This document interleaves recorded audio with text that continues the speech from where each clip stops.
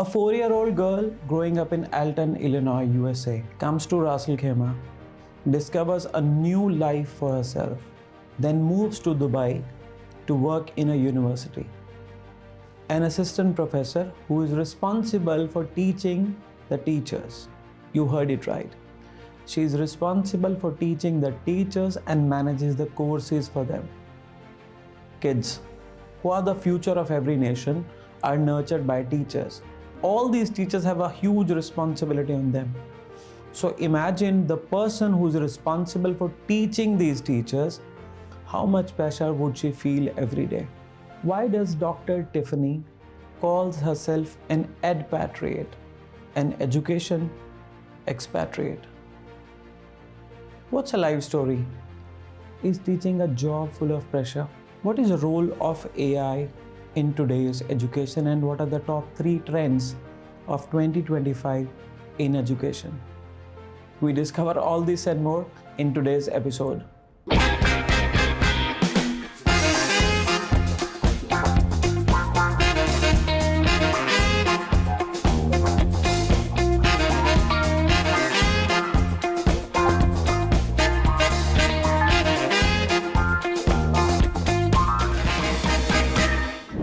And we have with us today our guest who's going to share a lot of valuable information with you, not just from across the oceans, not just about social media, not just about education, but a lot about humanity, a lot about inclusivity, and a lot about sustainability.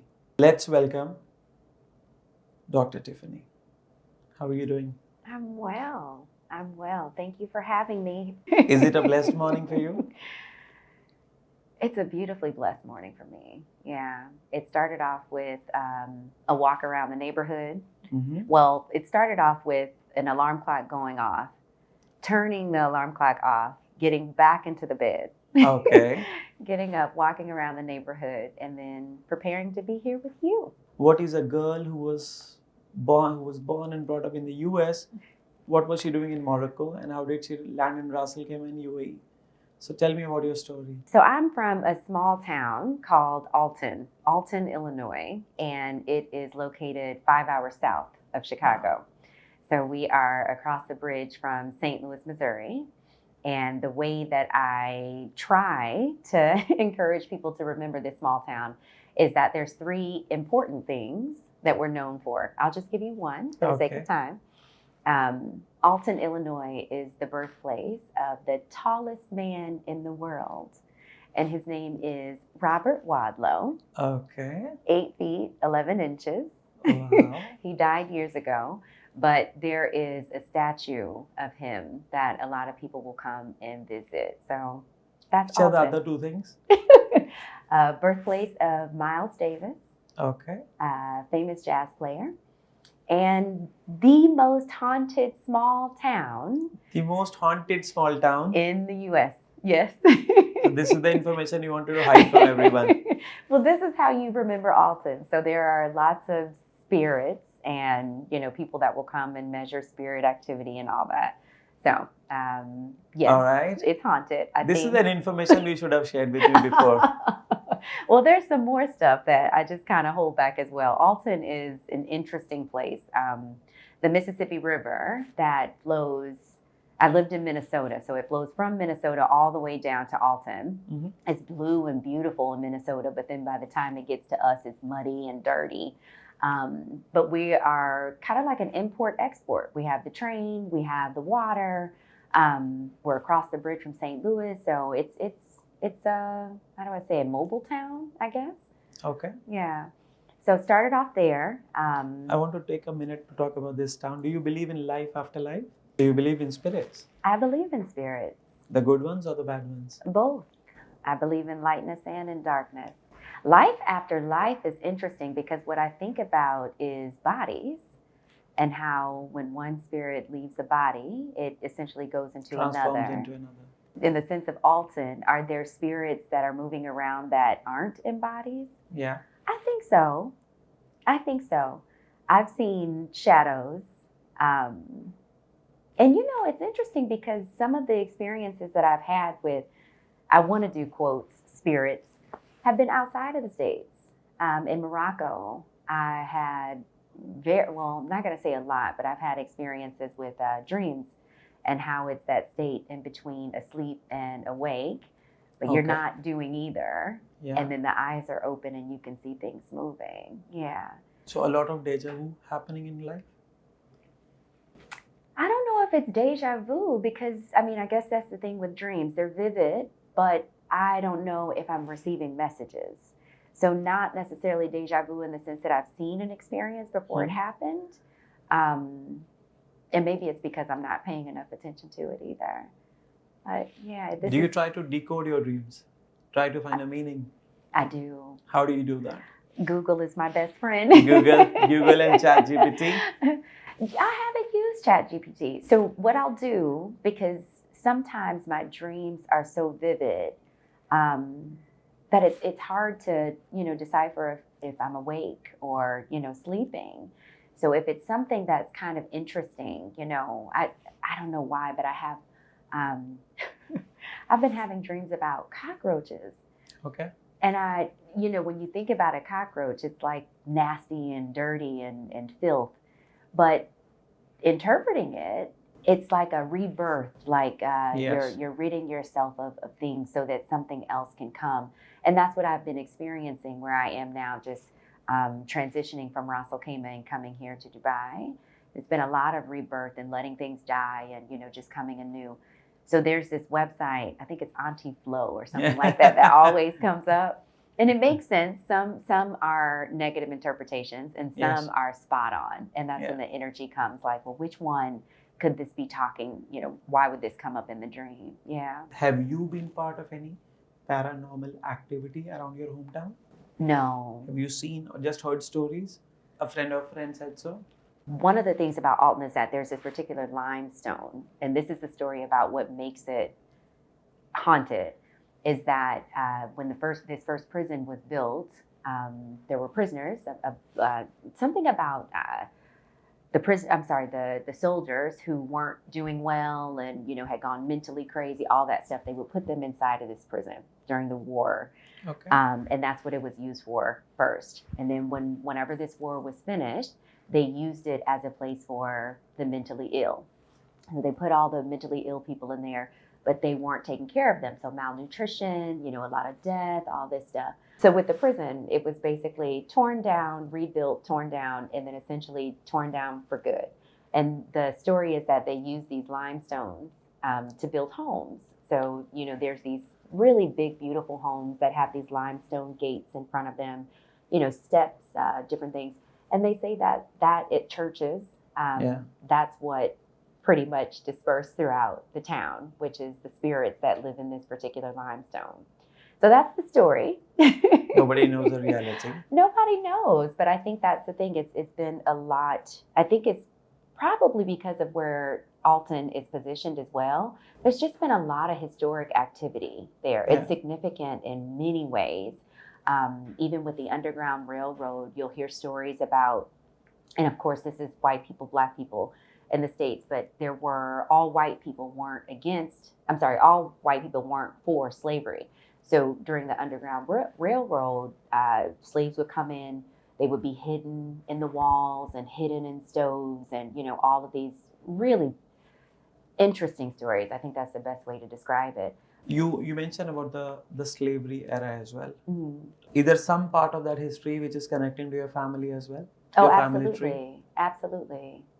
And that's beautiful because, so living abroad, it's one of these experiences where, you meet people from all walks of the world. Yeah. And it's always that beautiful question. Yeah. Where are you from? So when I'm asked, it's, I'm from America. And sometimes, it goes into, oh, well, where are you from in America? But then sometimes America is not enough. Yeah. And it's, oh, but where are your parents from? Yeah. Okay, well, where were they from before they got to America? So it's a beautiful question for me because, there is a thing called the slave trade. And essentially a lot of the Black people who live in America were, involuntarily exported out of Africa. Yeah. And there are I mean, historic accounts, historic stories, historic, everything that basically says, like now, one of the biggest things is Ghana has this Yeah. campaign of, come home, Yeah. diasporic, come home. And this is not just to Black Americans, but also Americans who are in, the Caribbean, all of this, just, the year of going home. And during my time in Africa, and I've been to quite a few countries in Africa, Ghana, Cameroon, South Africa. My spirit felt like it was at home in Tanzania. So this assumption that all Black Americans came from Ghana, I'm thinking, oh, but the slave, even the slave import export, it was all over Africa. Even, Oman. Yes. There's so many different places where, essentially Black people were exported from Africa. So all of that to say, the long history with my people is, being in the South of America. And even when people hear the way that I talk, it's this, oh, are you from the South? Yeah. I'm from the South of Illinois, which is in the middle of the States. But it's an interesting question because that's where my family is part of this story, this historical story. It's not to deny my African roots. Of course, I am African American very much. But as far as born and bred, the complexities of my life and the complexity of what it means to be Black in America, that's me. How do your friends react when you tell them that Dubai is one of the safest cities that you've lived in? Well, they don't. They don't react. It's Getting groceries at 2 a.m. in Dubai versus getting groceries at 2 a.m. anywhere in US. What do you prefer and why? Well, I think that's the thing. It is, even knowing that places like this exist, even knowing that there is, I'm not going to say better, but there are opportunities to have a different experience. Yeah. People are content. And I don't know, this is why I say decolonizing the imagination. And this is not my term, this is Bell Hooks. It's almost like the rest of the world is TV. Yeah. And you see these beautiful experiences and then you just turn the channel, or you turn it off and then you have your reality. That's what you wake up to every day. A lot of people, and of course I'm not only thinking about my family, I'm thinking about my friends and then also people that I meet, even Americans here, tourists here. The mindset is just, and you know what? There are people who live here who carry that same limited mindset. Yeah. And there are, oh wow, this thought is going into different directions because there are people who live here in the UAE who can say that they've never met an actual Emirati. Yeah. Oh wow. This is news to me. Because I have a lot of friends who are Emiratis, a lot of friends from other nationalities as well, Indian, Pakistanis as well. Yeah. There are people who can, like, literally, the Emirati culture, right? Dubai is what they know. The bling of Dubai. Exactly. The entertainment, the attractions. But the culture, the texture, the people, Is dating overrated in 2025? I don't think dating is overrated. I do think that connections are overrated, or the ways that we build connection. Because, the dating piece, it just feels like I've played around with the apps. I went to the apps. And I met this amazing guy. I'm going to go back and embody how I felt at that time. Okay. I met this amazing guy, swiped right. And so did he. And we started, just talking, just engaging. It was a lot going on because this is the time that, all of these stories were happening about COVID. I'm sick. I have all of this medication next to the bed. And he basically explained that another expat living in Dubai, he lived here in Dubai. And he worked for some company in Canada and... He had a layoff. Exactly. No, he was working here. His story was that he was working here. And headquarters were in Canada. And he just, represented the company and all of this stuff. So I think it had to be, maybe a week later, because I was feeling better. everything was still going crazy outside, but like I was feeling better. So he suggested that we meet in person. I was like, okay, that's fine. So we ended up meeting each other. And this is energy, right? It's so interesting because when I met him, it was instant connection. So he came to Ras Al Khaimah. Now, at this time, I'm in an apartment. It's a scholar's apartment. So there's 3 of us. Everybody's gone except me. So I invited him to come up. And he came, and we were just there. I mean, at this point, things were shutting down. Yeah. So it was Talabat, movies, just none of us having anything to do. We would be on our computers. So essentially, like all of this is, we're building a relationship, right? So, spoiler. Yeah. What this was a romance scam. And This was a romance scam. A romance scam. Okay. And I'll explain I'm hearing this word for the first time. Okay. We would go grocery shopping together. We were cooking together. I'm working on my dissertation. He's on his computer. It's COVID. Nothing is going on. So then the conversation started to shift into some things were happening in his home, and he needed to send money. How much money? Well, that's the thing. In the beginning, it was never like, give me 100,000 dirham. It was these small increments. I still haven't shared how much I gave, but I will say this is during the time that stimulus checks were being given out in the States. Okay. What does that mean? The economy was shifting because nobody was working, so many of the citizens got these checks. He got mine. A romance scam is pretty much when someone is pulling at your emotional strings, romance, selling you this dream that, we're going to be together, all of this beautiful life we're going to experience together. And when I'm reading the stories about romance scams, it's unfortunate. This is a real thing where particularly women, but I know men fall victim as well. So what makes it interesting, and this is why I'm like huge with energy, is because I had dreams about him. Okay.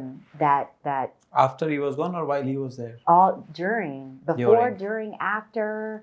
And that's the thing. It's like, when you're blinded, when you're in that honeymoon stage, many of the red flags that you should be seeing, you don't see. You're not questioning it. Yeah. So when I did start giving money, and that's a confession, I ended up giving him money, and it was with the promise that, once this is released, I'll give it back, and then just this, I want to be with you, I want to see you, let's spend time with each other, all of this. So all of this is happening at the same time. How blindly. did you know that this has happened to you? So at what stage did he vanish? Oh my goodness, no, it wasn't a vanish. So basically, he once and it's like this. There's words for this. I mean, there's actual articles that have been written. Yeah. So it starts with them just basically being available, all these beautiful words, all of this romancing, gaslighting, all of these things. And then essentially it stops and they start to pull away. So it was during that pull away, I started researching this man, just kind of like, putting his name into Google and, trying to make these pieces connect, Facebook, all of this stuff.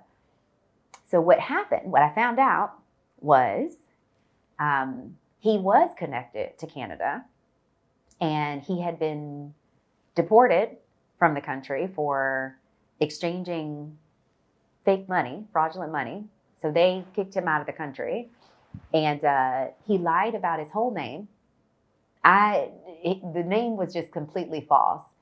And when I started going through his Facebook, because his life was real, but when I started going through his Facebook, I was able to connect these people. It was like Law and Order, Olivia Benson, I'm a detective. And so essentially I found his wife who was in Canada and the mother of his children and called her. And I mean, it's probably, I don't know what time in the morning it is, but I'm literally on the phone with her. And she says, "Oh, he's still out there scamming, huh?" As if this was, something that he did. That was just regular. So, it got to a point where I confronted him and I said, all of the articles, because these are like Canadian newspaper articles. I just started sending them to him. That's not me. And then it just finally got to the point where I said, you're lying. And here we are. And then he goes into this victim of, the reason that I can sleep at night, not feeling guilty about this is because it's just like, okay. So did you think about informing the law and order about this? So this is the part that makes it interesting. And it's because I do have to remind myself about the country that I live in, that I choose to live in. So I felt not threatened. I didn't feel comfortable going to the law about it. And it's layers, because there was this sense of guilt, embarrassment. Here you are pursuing a PhD and you've been scammed by a man that, is not even in the internet ways, like he's actually in your real life. But if you don't do that, how would you ensure that others who may Are be not. scammed, others are not scammed by this? So Guy what I saying that? did was I created a podcast episode. Okay. I created a podcast episode and I wrote an article to this magazine called Travel Noir. Okay. And I shared the story. Having been scammed once like this, trusting somebody, moving out of that particular trauma and trying to find love again, has it been a challenge? Oh, absolutely. And how did you overcome that? I haven't. And I think the trauma was even Was that the before. last person you dated? No. And see, I think that's the thing. So one, because it's not just the trauma, and this is, it's like how do you call it? The remnants. It's the breadcrumbs that are still left. What it means is that I'm when I meet people that I'm interested in, I do. If anything looks like that situation, I'm now done. You know what the red flags are, and you are comfortable acknowledging those red flags. Even if they're not red flags. I mean, it could be a green flag, and I'm like, that doesn't feel right. And I could be completely off, Yeah. right? But it is this. I don't know. There's still something there. Do you have best friends? Oh, of course, yes. Not from high school. Can two girls be best friends? Oh, absolutely.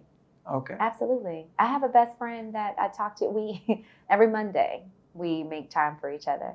And she's in the States? She's in the States.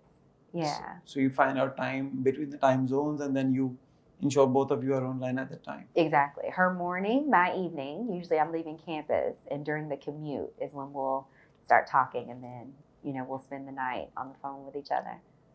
Talking about your campus, what do you do in the campus apart from teaching classes? Oh, I teach. Yeah. That's it. No, apart from the teaching, what else is there to look forward to in your campus? And I think so. I am 4 months into the position. Okay. Basically, I'm an assistant professor. What do you teach? It's education. So I start with education because it's both ends of the spectrum. Okay. So the one end is teacher preparation, where students who have bachelor's degrees are interested in entering the teaching profession. So they will go through this. It's called the PGCE, primary with IQTS. So they get that British teaching certification, 10-month program, certificate, and they go into the schools. So one piece is teacher prep, and then on the other end is educational leadership. So I'm working with students who are pursuing the master's degree. They're in education 20 years, 30 years, vice principals, curriculum coordinators, and they're just looking to upskill. And not upskill, but just be back into that space of learning about education, leadership, getting back to those aspirations. So it's beautiful. So you're teaching the teachers? I'm teaching the teachers. Yes. Okay. Do you think technology, AI, ChatGPT, Claude, all these things which are coming in, is making your life easier or difficult? Oh, see, that's interesting. So one of the things, when it comes to assessments, I'll say, the university is still, and I'm still learning. I have to keep saying this, I'm still learning. So I feel like I'm teaching and learning at the same time. A lot of the assessments are still written based. Handwritten. It could be an essay, it could be an argument, it could be a presentation, but it's still very much connected to words. And the plagiarism policy does include how to use AI. The university standpoint is not, you can't use it. It's there's an academic, there's a way of using it with integrity. Yeah. So that's one end. And like with Canvas, when you submit your assignment, there's a embedded checker, plagiarism checker. Not to say that it's 100% accurate, but that is there. Does it make it easier? Yes, on that end. On the other end, with the teacher preparation, we have a lot of expert practitioners come in, those who are already in the profession, to just talk about, subject knowledge, math, science, reading, AI. We just had a person come and talk about AI in education. Okay. And the whole lecture was about using ChatGPT. And do you like ChatGPT? Do you enjoy working with ChatGPT? I cannot. Okay, I have a PhD. So And? I cannot use ChatGPT with no guilt. Okay. Because I have to have my ideas generated, and it could pretty it, make my words cursive. Yeah. But asking ChatGPT to just give me information that I'm going to give to somebody else and say, I created this? Oh, no. You don't need to say you created that. What you've got to do, use the AI to, let's say you cannot read 10 books in one night. True. Right? Yeah. But you can ask ChatGPT to give you summary of 10 books, which you can read in 10 minutes. Okay. And then take the best out of all those 10 books, articulate in the way you want it, and present it to your students. Absolutely. That's what ChatGPT should be used for. I can use it that way. Yeah. I can use it that way. And there are a lot of softwares which are available, just like you're saying.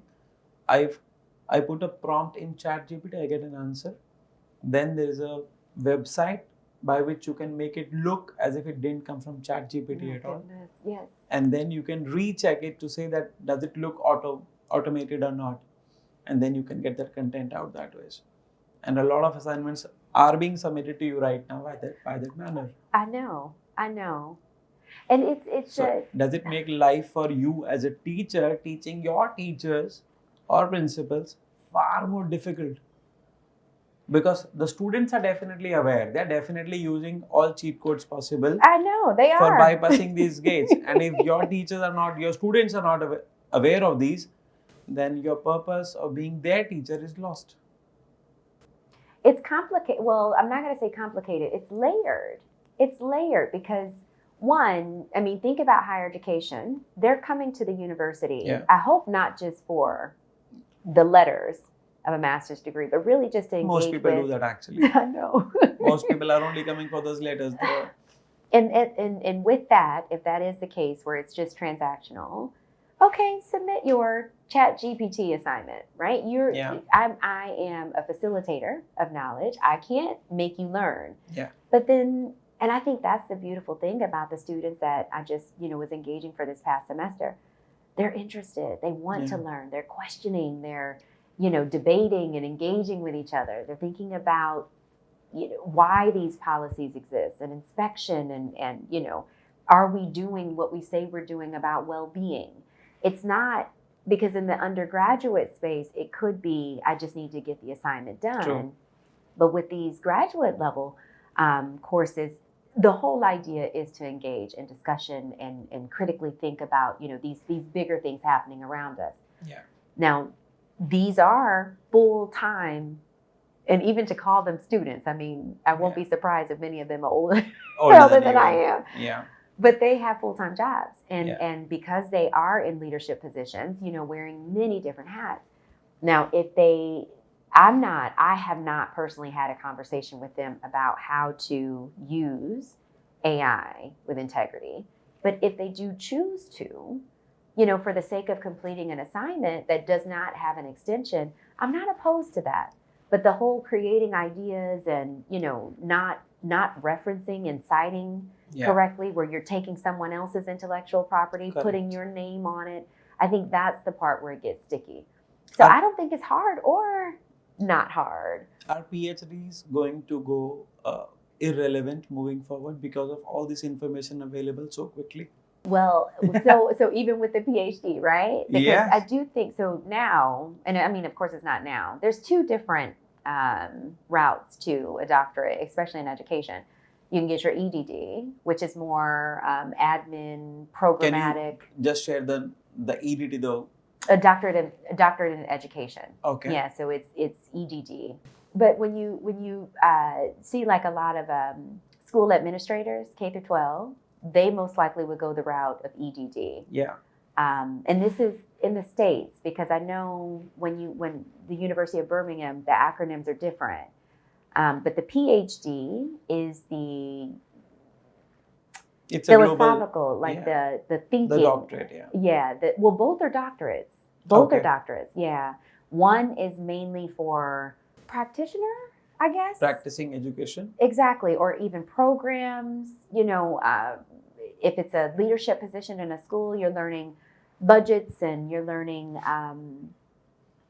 school Profit and organization, those, yeah, all of those things. organization structure and all the stuff. Yeah, but with the philosophy, you're thinking about why things exist and how things exist, and human behavior and like the science of all of these different things.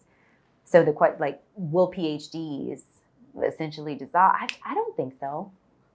You I don't don't think think so. PhD are going to be irrelevant in future? I don't think so, because I think, especially when it comes to AI, I don't think there's any limitations on any end. Okay. I know there are limitations with AI, because one of the things that people will say someone has to control the machine. It won't, kind of dig into emotions. You can't lose the human piece of it. It only, can give what it knows. So we have to continue to feed it.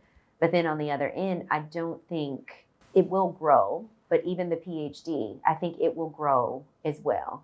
And just those conversations about thinking about how we think and how we behave, we can't lose that. We are all talking of the level of education moving down each day and the level of technology being enhanced each day. So is this something which you try to address in your sessions when you're talking to either the teachers or the middle management for the schools that you are working with? No, we haven't. There is one student who, at the end of the class, one of the assessments does focus on teacher turnover and kind of understanding some of the factors that impact teachers to leave the profession. And that's what my dissertation research is about as well, teacher attrition and why they're leaving. Is it specific to any geography or is it across global? Well, my dissertation study looked at Black American teachers and really trying to understand why we were leaving the States to come and teach in the UAE. That's the brain drain we're talking about, right? Yeah, well, and that's the thing. So I think putting the conversation in teacher shortage is a global issue.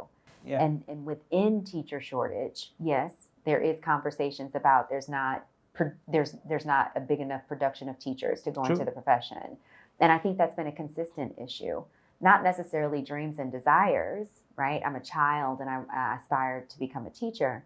It's also some of the people who are in this program who have gone out into different industries with degrees in, engineering or degrees in, subject knowledge, whatever. They get to a point in life and say, hey, I wouldn't mind going into the teaching profession. So somebody from history whom you would love to meet in person for 1 hour, who would that person be? Yeah, James Baldwin. He is known as the Black expatriate. So he is a writer, Black American writer, who, I want to say maybe the 1950s, he left America and moved to Paris. And from Paris, traveled to all of these other places, but never moved back to the States. Now, this is a time when there's a lot of racial, things happening, segregation still, politics, all of that. But he defined himself as a transatlantic commuter. Okay. As a transatlantic commuter. And basically he said, and it's this concept of home. He said he will go from the States to Paris, go back to the States, go from the States to Turkey, go back from Turkey back to the States. And he said, I'll never leave home. You can't leave America. Even when you're abroad, you can't escape America. So I guess I'll just refer to myself as this transatlantic commuter where I'm just going back and forth. And that's what he did. So his whole idea of living abroad and the way that he talks about it, I would love to sit with him and hear this. His whole thing of he didn't leave America because he wanted to have this, lavish life somewhere else. He basically said that he was forced out of his country. He could stay in America, and he used the term die. He said, I can die from going into the teaching profession and retiring after 34 years. I can die by going into the post office, and working these day-to-day jobs that, it didn't fill his spirit. It didn't fill his living. So he was a writer, and essentially he wrote from abroad about the racial politics, about, many of the things that's happening in the States, that was happening at the States at that time. Not necessarily poetry, just really critical. I mean, when I was writing my dissertation, there's only a few well-known Black Americans who left America to live abroad and had lives, and not going back, but he is one of them. And as a writer, I was all in his work. So it would be an honor. I've been thinking about, because he died in France, Shea Baldwin, I think that's what he called his house. And there's another one, Josephine Baker, Black American, who was a spy with I guess it was France as well, with the French during this time. Okay. And anyway, it's just a few that have these amazing stories about thriving outside of America, sharing those stories back, and still very little brain drain. It's just, that's interesting. That's an interesting thing that I would love to hear. The things that weren't written. So a few minutes ago, we spoke about Oprah Winfrey's interview with Maya Angelou. Now, assuming Maya is listening to this podcast, and you have 30 seconds to look into the camera and request her to come on this podcast. Okay, what would you say to her? My dear Maya, Dr. Maya Angelou, you have inspired me in ways that you have no idea. And it's funny that I'm sitting here talking about James Baldwin when I should have been talking about you, because the way that you have written about your life in Ghana, in Morocco, in all these beautiful places, you have inspired me in ways that you have no idea. I want to invite you on the podcast just to talk about how you write, how you put your emotions and feelings on a page. That's timeless. It doesn't even matter when it's written. Years later, it still has this something that just touches my heart and really inspires me to be more of who it is that I'm supposed to be. So come and join us. I think she'll see this. Why am I shaking? You are? Okay. I'm a Hollywood producer. You're the writer of the movie. The name of the movie is Dr. Tiffany. Who plays your character in the movie? I'm just going to let my heart speak. Okay. My daughter. Your daughter? Mm-hmm. Okay. And my daughter does not even, well, clearly she does exist because she's in my heart, but I have not birthed a daughter. So you're doing a multifold manifestation right now already. Do you know what's beautiful about the question is that I've been journaling since I was 12 years old. So in many ways, a lot of the script is already written. It's already written. Yeah. And that is that, just handing the journals over and saying, this is the life. It also connects with, I have a necklace that's written in Arabic that says Maktub. My destiny is already written. It's already been written. I do think that there's an end and the destination is what I'm experiencing now, but it's going to be that daughter that plays Mama. That plays Dr. Mama. Tiffany Lachelle Smith, world traveler, I guess. World traveler? How do you want to be remembered as? Oh my goodness. See, these are the soul questions. If there's a girl sitting in Morocco right now looking at this podcast, how do you want her to remember you? I guess it's just the sense of, you can have what your heart desires. You can have a beautiful life that no one in your immediate family has ever lived. Oh, a friend of mine, when I was deciding to quit my job, I didn't have anything set up. So this is the transition of leaving Abu Dhabi and going back to the States to start the PhD. Mm-hmm. But there was nothing there, nothing, Yeah. just walking out on absolute faith. And the wise words that she gave to me, which was given to her by her grandmother, was, if you give the universe 1%, it will take care of the 99. Exactly. That's what I would tell the little girl in Morocco. Bet on herself. Yeah. And whatever it is that she wants, it'll come. So, what's your home? Dubai or Illinois? Home is the States. Home Yeah. is America. Yeah. And then home is also Alton, Illinois. Home is, my nieces. My Mm. nieces. Mm. Home is hot dogs. Home is, it's an emotion. It's something that's like in me. Yeah. And even when I'm not touching it, I'm not there, It's there it's still inside you. mine. Right. Yeah. It's part of my DNA. Yeah.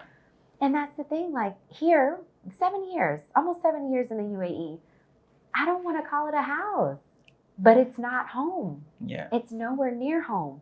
But the pieces that aren't at peace at home, they're peaceful here. Yeah. Yeah. See, True. it's deep, but I can't put those, because these are the vulnerable pieces of myself. I think if I put them in a house, the house will blow down. Yeah. So home has to have some type of a more secure, like maybe a foundation here. I don't know how to describe it, but the UAE is not home, but it is literally a space where I can be some of the things I feel like I'm not able to be in the At all. States. Yeah. And that the peace and the safety and those things that exist here, but it doesn't make it feel like home. You've told us whom you love in terms of your life, who inspires you. In the education space, who inspires you, or whom do you look forward to? My 4th grade teacher, Okay. her name now is Dr. Cornelia Smith. And it's a pivotal time in my life because this is when my mother decided to leave my father, finally. And what that meant for us was we moved out of the housing projects into a house, an actual house, residential neighborhood. So what that meant is that I had to change schools. 4th grade, I go into this whole new school, into the classroom of Miss Smith. And she's always been married, but it's Miss.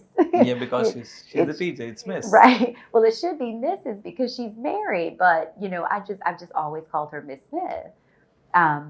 Everybody thought I was her daughter because we Yeah. had the same last name. Okay. And it was something. I mean, I still ask her to this day, what was it that made you, react to me the way that you did? She would invite me to her house for dinner. I would spend the night, it was family events happening. She would invite me and, she welcomed me into her life. And later on, especially in research and just kind of going back and reflecting on those days, she is the epitome of what's called an other mother. Yeah. What she gave to me was an example, a tangible example of something else that existed outside of my house. Yeah. So a 2-parent household, sitting at we used to sit at the dinner table together, but that wasn't happening because my mom had left my dad constantly working multiple jobs, stay in the backyard until I get home. Don't go outside, Miss Smith inserted something into my life. I still don't know what it is, but whatever it was, it just sparked this curiosity and love and like something about education being a safe space. Yes. Books being your area. Exactly. Books being your safety zone. maybe that's what it was. Because the That's rest why of you my never life, parted your ways from the books and you ended up being in universities after that. my entire life has been, I'm either a student or I'm a teacher. Yeah. I'm a teacher or I'm a professor. Like, I am all education. But shouldn't that be with everyone's life? Right? You should be a student your entire life. How can learning stop? Learning has to agree. be there every day. I agree. I learned so many things from my son. Do you know Pluto is no longer a planet? It was a planet when I was studying those books. Me too. Yeah, not anymore. Did it disappear? It's called a dwarf planet now. Oh, wow. And there are multiple of them. There is something called Maki, which is also a dwarf planet. So I learned this from my 7-year-old son. That is interesting. Yeah, you've got to touch on astrology, astronomy, and all these things next.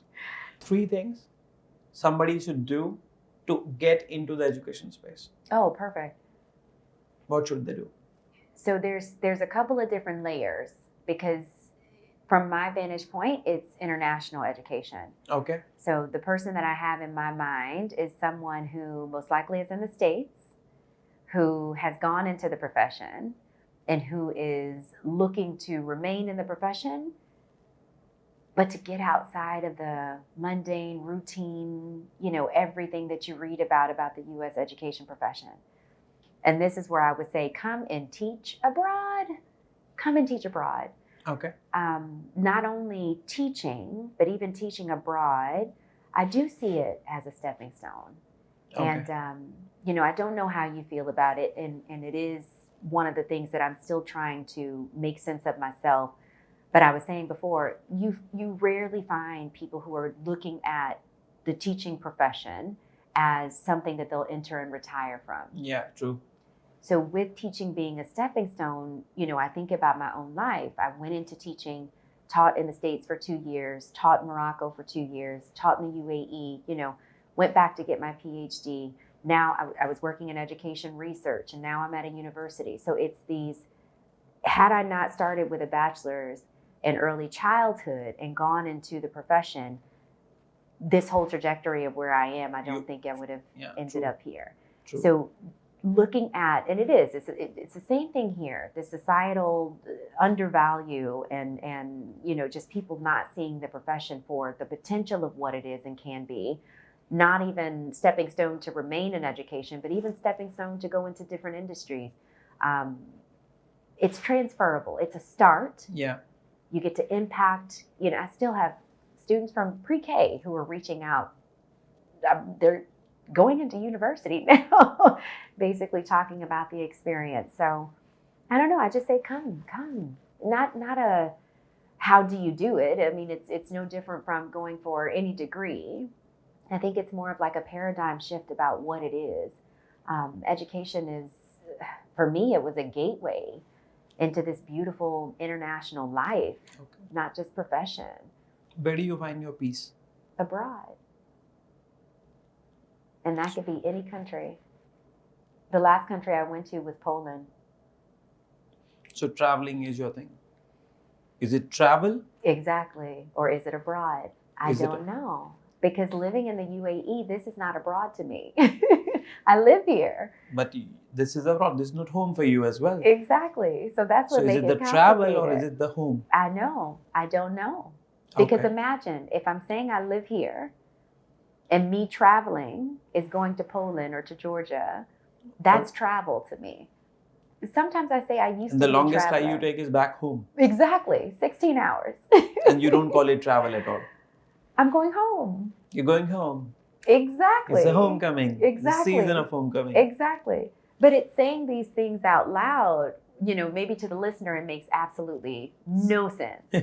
But to the person who's living it, it's like, well, I live here. So I'm not traveling here. I'm going to work every day when I'm here in the UAE. I have my weekends when I'm in the UAE.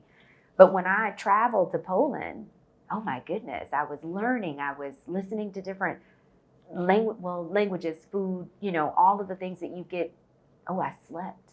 Yeah. A lot. The travel piece. But I don't feel like a traveler here. I live here. Okay. Peace is in my travels. This is a good answer. If there is a kid going to school today and he wants to do what you are doing today, What should be his learning path? Being from a small town and being, this example of something that honestly doesn't exist. It does not exist. I don't realize how significant the way I live my life is until I go home. Yeah. I don't do enough of, going into the schools and having an auditorium full of children saying, hey, here's an example as you're thinking about developing your career or, accessing higher education, study abroad, which was also part of my life. Here's an example of a person who's gone through this. Not necessarily here's the blueprint, but here's something to aspire and imagine. It is a lot of, especially for the Black community, reliance on athletics. That's still a thing. Everybody's doing the basketball and the football. That's how you go into higher ed. Very, very few stories about academic success is portrayed like, take this route instead. So for that child, I think the pressure is not on him, it's on me, and doing a better job of really, sharing my life, being a testimony. Yeah. Not just the stories, but literally just being a testimony of possibilities. Yeah. When we look at the media today, the media is serving so much news to the audience, so much information, the breaking news, the flash news, whether it's about elections, it's about cryptocurrency, it's about sports people, movie stars, but you do not hear news about inventions being carried out or citations being done in an MIT or an Oxford or a Harvard. Why do you think that is happening? Do you think that trend should change? I think it needs to change. It has to change. And I think it reminds me too, because I'm not going to pretend like I don't do the endless scrolling. Yeah. I do. Yeah. And the ways that technology is set up to read my brain and tell me True. what I want to see. Like Yeah. there are times where I can endlessly, hours straight, just get lost in all of it. Yeah. And what I realize is that even after I have that experience throughout the day, those images of what I was scrolling are, coming into my mind. It does make me think about what I need to be watching, because if I put that same amount of non-energy into, the beautiful things that's happening in research, the scholars that are discussing this, findings that have led into this, or inventions that, allow you to do these beautiful things, even just inspiration for research. I mean, I'm at the space now where I've been resting on the laurels of the findings from my dissertation study. True. I got to keep studying. It's time to get back into something. And that's the beautiful thing. I mean, I do have aspirations to, be awarded a $7 million grant over 7 years to do this impactful research in whatever country. Absolutely. But it takes intention, because I have no doubt that if I was going through the reels of all the academic stuff, I would get more of them and more of them and more of them. But it is something also about just being in silence and turning it all off. Yeah. Turning it all off. Because I do. The way that I feel, and maybe that's the thing, it's a consciousness. Yeah. It's a conscious decision. Yeah. Because even when I'm taking in all of the stuff on social media, and this is what I hope, I know how I feel after it, and I don't feel good. But then if I read an article, or if I'm, having a conversation like this, or, if I'm teaching a class, oh my goodness, I'm just filled with energy. And even just the difference between, the ways that we engage, maybe it's not research, but it's something more positive than what's being, flash news on these social media spaces. And it is, if living life in peace, living life, not just wanting to receive peace but to be an example of peace. Yeah, it takes a lot more consciousness and decision, being intentional about it.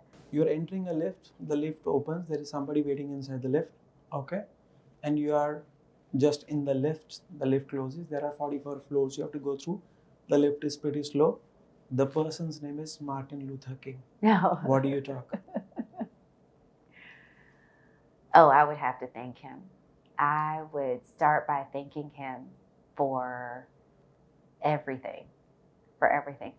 And maybe it's not for everything, just to thank him. One of the things that I respect about him is this true embrace of service. Yeah. What he felt he was called to do was so much bigger than ego, a role. It was bigger than him as a person. It was, in many ways, a life purpose. Yeah. Which I think, just the fact that, he was assassinated, it is this, well, your soul has completed its purpose. Yeah. But there was a purpose in that. Yeah. Not a passion. It was like a life purpose. Yeah. He's one of few examples. I mean, I would put Mahatma Gandhi in the same conversation. And that's my dream. Like my aspiration is to get to this point of realizing what my purpose is. So what do you think are going to be the 3 top trends in education space in 2025? AI, climate change, sustainability. Perfect. So as you believe in manifestation and so do I do. We have manifested over here something for you. And I want you to just close your eyes before I hand it over to you so that you can see what that manifestation is. Okay. This is something which is very close to my heart. No, I know. And I'm going to just share it with you now. Go ahead. I'm going to look at it. Yeah, please. I believe there will be one day where you will be asked to impact 1 million lives with a single message. Oh my goodness. And because you are a traveler, because you are emotional, because you understand human beings, not just as an educationist, but from multiple organizations, from multiple nationalities, I think this organization would love to call you to be a change maker, a future-proof change maker. So nobody right now knows what's there. If you could just share with our audience what I've shared with you.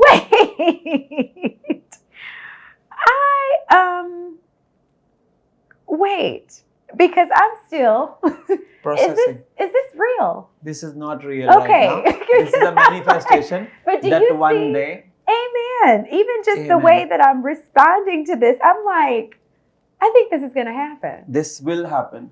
This will happen. So this is what we have manifested for Dr. Tiffany. And we hope this manifestation comes true someday.